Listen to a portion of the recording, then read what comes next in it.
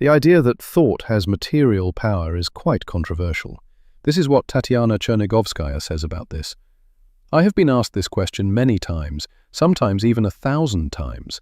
From a scientific point of view, there is no clear evidence of the existence of the materiality of thought, and there is nothing that would allow me to answer this question with confidence.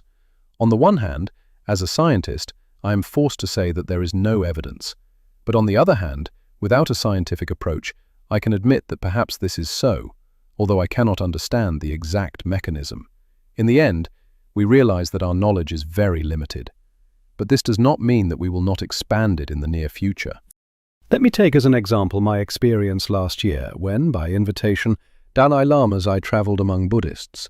Their tradition includes a belief in reincarnation, that is, the transition of a person into a new body, which would seem to contradict our understanding. It is not about immortality as such because our body eventually disintegrates into atoms, which can then combine into new objects, such as a plant. But when they talk about how exactly consciousness or personality passes into a new body, Western science does not discuss this at all, simply because it does not fit into the usual scientific models.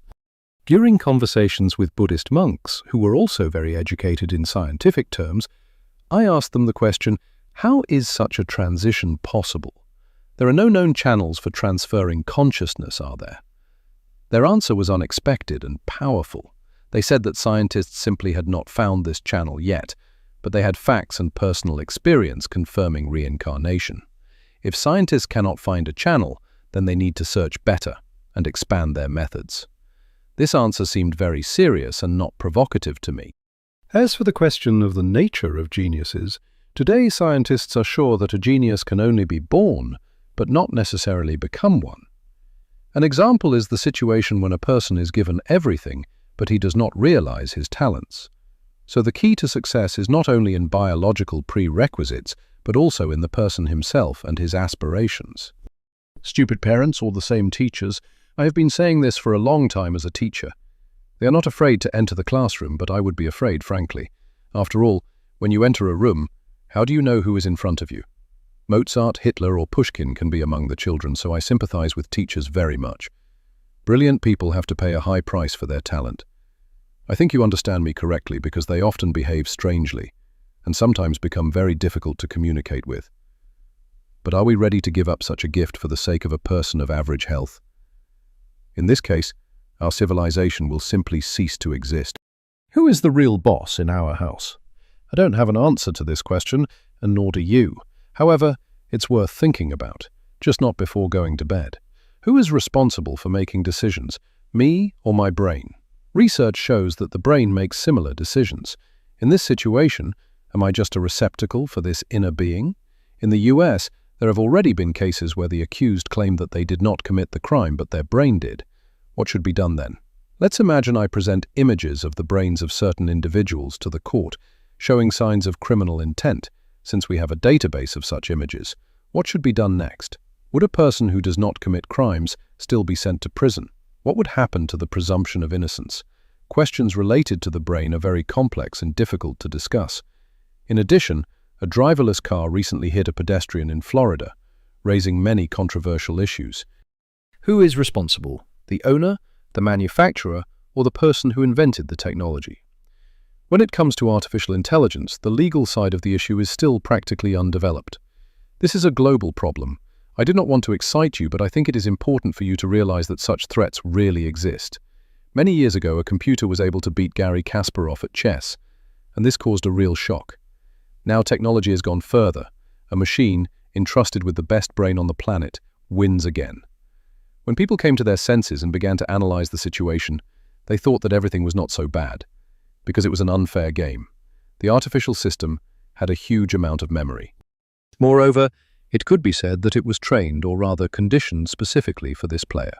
This system knew every move of Kasparov from the moment he touched the pawn. It knew more about him than he knew about himself.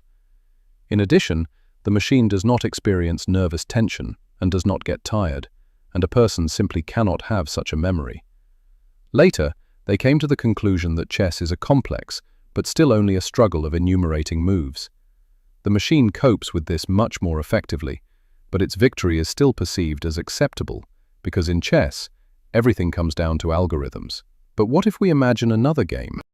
The computer program AlphaGo was able to beat one of the best players in Go, and this is a completely different genre. However, it is not only about the game, but about the enormous power and progress of these technologies. They are advancing on us. They are performing actions that go beyond the usual computer tasks. The game of Go is exactly the area where, it would seem, a machine should not win. Now systems have been created that are able to learn in just 24 hours to play both chess and Go at a level superior to any human. I used to be sure that this was simply impossible, but reality proves otherwise. Poker is a classic bluff game. Opponents do not see each other's cards. A program called Libratus managed to beat 4 of the world's leading players. It competed with them for 3 weeks and won about 2 million chips. Of course, no one got the money. These chips were donated to charity, but the fact remains.